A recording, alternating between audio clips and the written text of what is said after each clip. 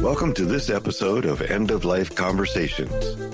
I'm Reverend Wakil David Matthews. And I'm the Reverend Mother Ana Luisa Armendariz. In this podcast, we share people's experiences with death and dying, grief and loss, and the end of life. Every episode, we are so honored and blessed to share stories with amazing, compassionate, and wise guests. So let's get started.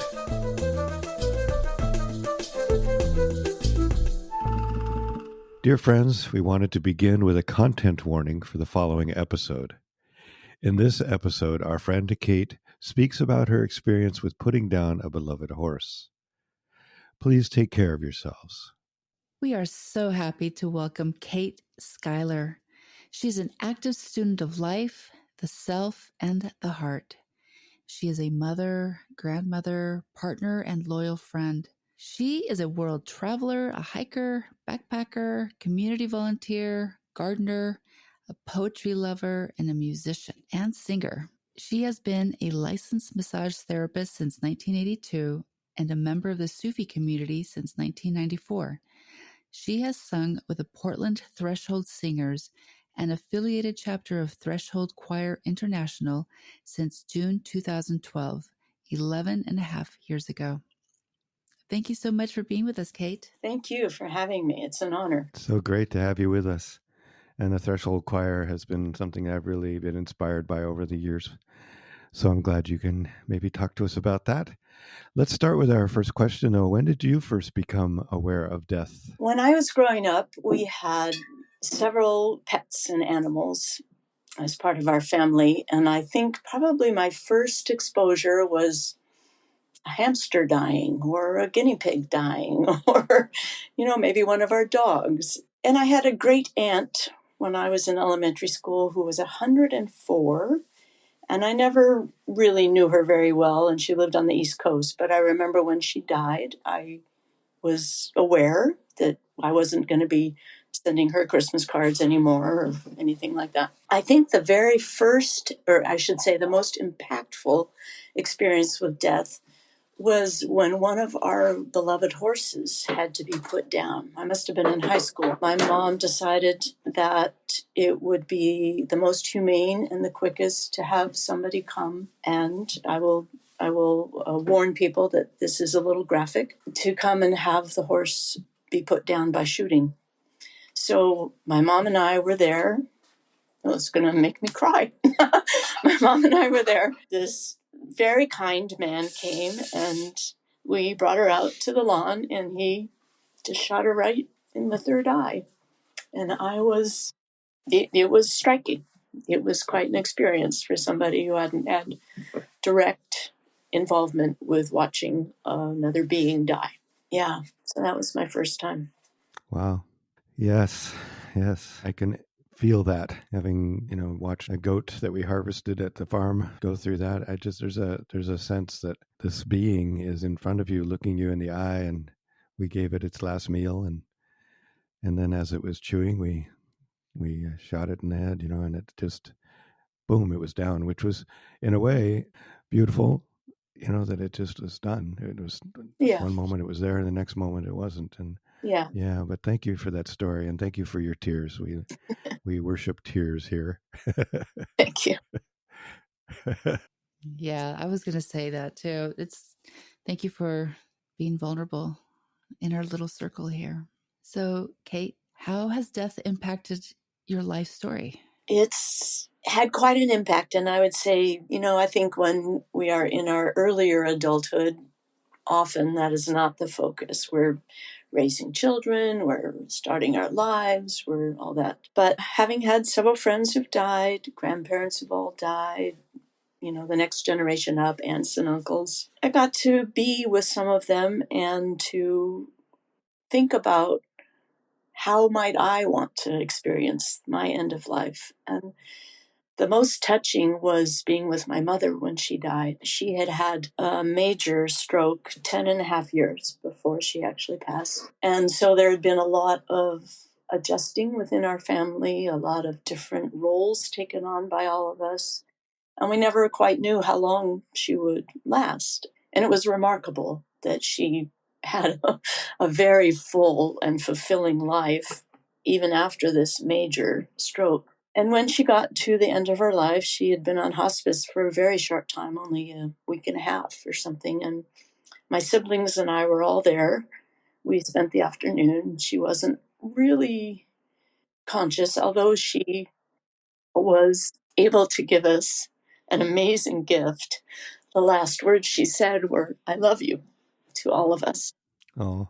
And she had mentioned a little bit before that she felt like her mother, my grandmother, and her husband, my father, were waiting for her. Mm. She was very calm. She didn't seem scared. And just watching her have this beautiful death and being able to be there with her was such a gift. And it made me think a lot about, how do I want to live my life?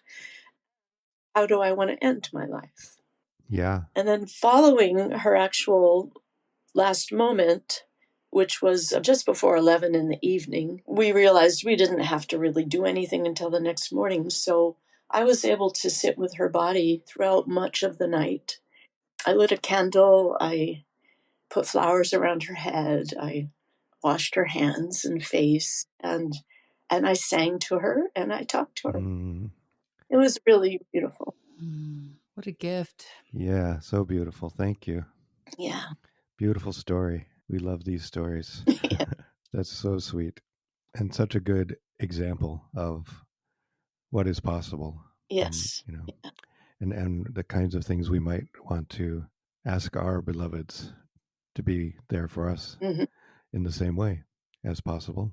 So, can you talk a little bit about your current role, your work, anything you're doing, but especially Threshold Choir is a beautiful, beautiful service to people at the end of their life. I'd love to hear more about that and anything else that you're working on. Yes, I am honored to be able to share this. Threshold Choir International was started about 24 years ago by a woman in California named Kate Munger. She had been sitting with a friend of hers about 10 years before who was dying of AIDS. And the seed for this work was planted then. She realized during that time that she was pretty nervous. Her friend was in a coma. She didn't quite know what to do. She was an elementary school music teacher, so she thought, well, I'll just sing. That's something I know. So she sang to her friend and noticed that she was more relaxed. He was more relaxed. And the idea for this organization was birthed. Fast forward 10 years, she started a group in the East Bay in California, near San Francisco, specifically women, because she felt like women had been the midwives of death for much of our human history. She wanted to just provide a place and a way for people to receive comfort and presence through song at bedside at the end of life. So now, 24 years later, there are over 175 chapters throughout the world, most in the US and Canada, but also in the UK, in New Zealand and Australia, Mexico. I believe there's a chapter in Cambodia. And the work of the group is to sing for people who are crossing life's thresholds, whether that be birth, death, sickness, struggle, growth, celebration, change. The focus originally was end of life, and that still is the main focus. But we also honor all of life's thresholds. The Portland group was started in 2009. I joined in 2012.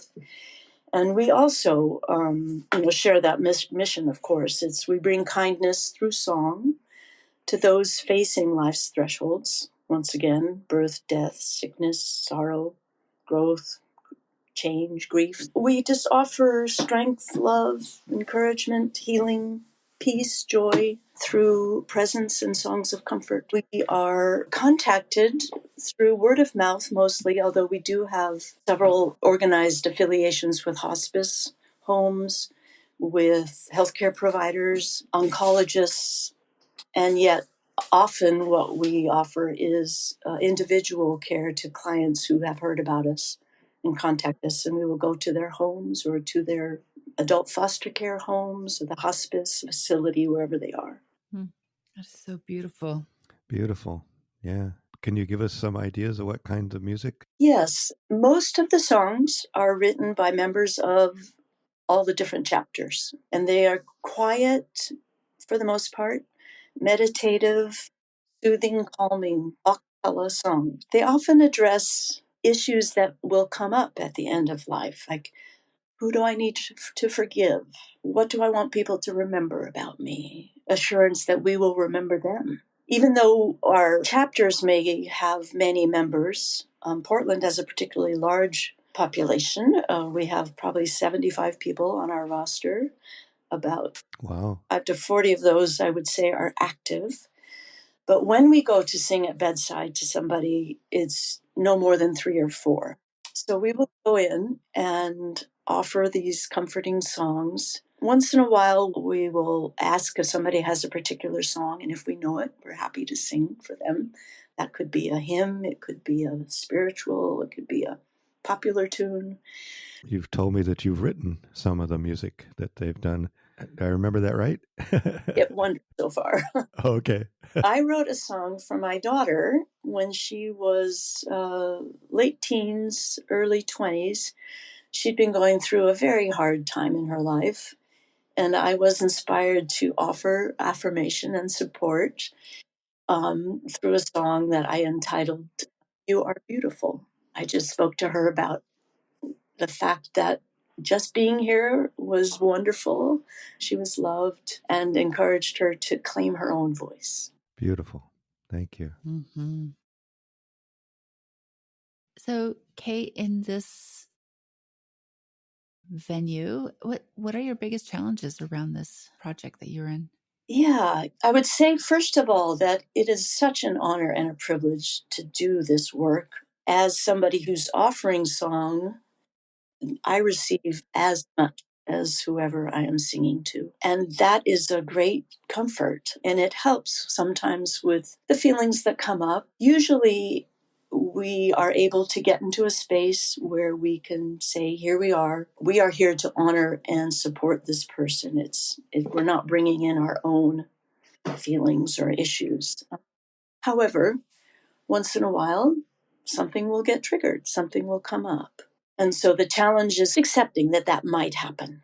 It doesn't often, but it can, and adjusting and working with whatever response will get us back to a centered place. Sometimes the family members are having a harder time than the people who are dying. That can be a bit challenging. But overall, it has really been a seamless, joyful, and easy way to offer presence and comfort to people. So beautiful. I love that. I do too. Oh, what a gift. So, what helps you feel supported in this work or in life?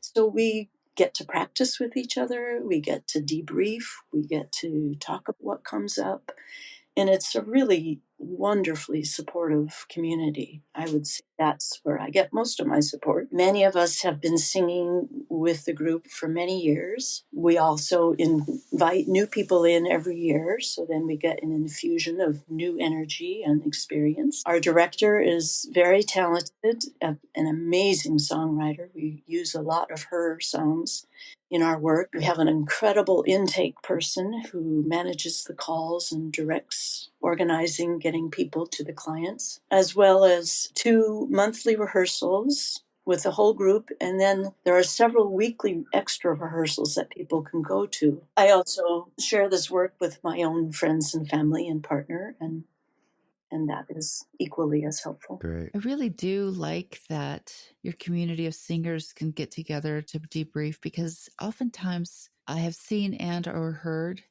groups that don't have an outlet like this, and it really it piles up in us, right? It can. The moments that may be a little bigger than we thought we could hold. And so I really appreciate that that's something you do in community.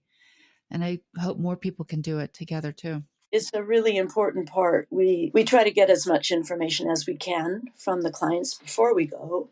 And we have one person in the group who's called the anchor. The anchor is the one who kind of directs the singing, and often If I'm anchoring, for example, I will go into the room and I will read the energy of the room. And then we have a list of songs prepared, but then we'll choose which song seems to fit the moment best. Mm. We usually sing about 20 minutes to a client on average. Sometimes it will be a little shorter, sometimes it will be a little longer. And that's probably 3 to 5 songs, depending on how long we sing any particular song. And then after we have said goodbye and are outside of the room, we will have a chance to debrief with each other and check in to see how it went for each of us. Wonderful. I'm curious if there are men now singing in the group or if it's still all women. That's a great question. And that's been a topic of conversation for many years in many chapters. There are probably a handful of chapters in the international organization that include male voices or lower voices. Portland is still women only. We have ongoing discussion about whether to invite lower voices into the group, and we have not come to a decision about that yet. Okay, good to know. I mean, I'm kind of thinking about how this may inspire people to look into this. So I know I'm inspired. I've been inspired for a while, but I've kind of not done it because of that. But and I'm not sure that I'm not sure what the policy here in Seattle area is. But And Wakil, in Denver, we used to have, where I was trained, they had musicians come in. I don't remember many singers, but they had like somebody who played the harp. I wonder if that you could play an instrument somewhere. that's true too. Yeah. Well, we're going to be interviewing a thanatologist, right? Is that a harp? Oh, no, thanatologist is somebody who studies death. But they're a group of people who call themselves music thanatologists who typically play harp at bedside. Mhm. Right. We do not include instruments. We are purely a cappella. Beautiful. Well, we need to find some musicians next, Wakil. Yeah, I think so. So, Kate, what frightens you most about the end of life? This is a great question. I was glad you sent them ahead of time so I could reflect a little bit. I think probably what frightens me most is that I won't have done what I had hoped to do in my lifetime, that there will be things unfinished. And that's something that's been coming up for me a lot recently is what do I want to do with the rest of my years? And hopefully those are numerous, but we never know. And how do I want my life to have purpose? So it's been a good incentive to really reflect and look at that. I want to feel like I have done what I came to do. That kind of leads to the next question: is how are you supporting yourself, or how can you be more supported in that regard? Well, I gotten together for the last 2 to 3 years with a group of friends from our Portland Threshold Choir to read books about the end of life, and that's been very helpful. Many books, both practical and more emotional, psychological. I think just staying open as much as I can to really, even though this is still very theoretical and not at all kinesthetic and embodied, that I am going to die at some point. And trying to really honor that, take that in, and live my life as fully as I can until that happens. So, how do you keep yourself resourced with the work that you do? Well, the music itself is very supportive and affirming and centering. There's been lots of studies done about how singing really is good for our health. It helps us cross the hemispheres in our brain and makes it a whole brain activity. So the music itself, I would say, is where I get most of my comfort and draw on those resources. The personal friendships I have with other people in the group are very important. I'll leave it at that for right now. Okay, perfect. Thank you. Well, we're getting close to the end, and we always like to end up with a question of what do you wish we had asked you? I thought about this one too, and I have not actually come up with an answer. That's good. We did our job then. Yeah, well, thank you. Well, we really appreciate you. We appreciate the work you're doing, and that you are willing to come and share with us, share with our audience this incredibly beautiful work. And we should have probably had you sing a song for us, but but we won't make you do that. But yeah, that is really beautiful. And as I said, I've admired threshold groups that I've met in when I was working in hospice and that kind of thing. Just really believe this is an important service and offering for people at the end of life, and as you said, any threshold that we might be going through. So thank you again so much. Absolutely. Thank you. Thank you very much for inviting me.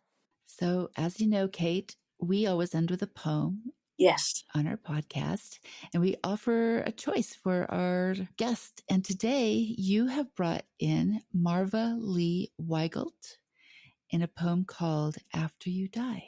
So please share your poem with us. Here we go. After you die. Just so you know, after you die, I will not wonder why you didn't do your dishes, or how long it's been since you cleaned your oven or microwave, or mopped your floors, or why there were dust bunnies under the bed and behind the door. After you're gone, I will not wonder how you could have allowed the piles of old mail to accumulate, or why you saved so many bits and pieces of this and that, or why you weren't more goal-oriented and well-organized, or why your refrigerator contains so many expired condiments. When you are absent from all your familiar places, I vow to avoid wondering why you didn't eat less and exercise more, or why you waited so long to stop smoking or drinking or whatever else was simultaneously soothing and deadly, or why you took whatever risk may seem to have hastened your exit, or why you left so much unsaid, unfinished, or unresolved. I will only wonder if you knew how much you mattered to me, just as you are, as you were when we met in our temporary human disguises and laughed in the dressing room of the world at how funkily our skin suits fit at times. I will wonder and hope you knew you were beloved. I will wonder when we last hugged and whether you felt how our heartbeats converged and our bellies bumped like boats, and then we both sighed. What an amazing poem. So beautiful. Thank you so much for sharing that. I love I will wonder when we last hugged and whether you felt how our heartbeats converged and our bellies bumped like boats, and then we both sighed. Ah, so sweet. Mm-hmm. That's so wonderful. I just, everything about this poem makes me think of my fears about the end of life, in that I'm always hoping I get the dishes done and my stock drawer is properly organized, and That's right. It's not going to really matter. Absolutely. Well, thank you again so much, and blessings to you and your work. Friends, we wanted to end this episode with a sample of the lovely music the Threshold Singers share with those who are grieving. The following piece comes from a song called I'll Walk With You, written by Patricia Hallam, a member of Portland Threshold Singers. I'll walk with you. I'll walk with you. If you need someone to see you through, I'll walk with you. I'll stand with you. I'll stand with you. If you need someone to stand by you, I'll stand with you.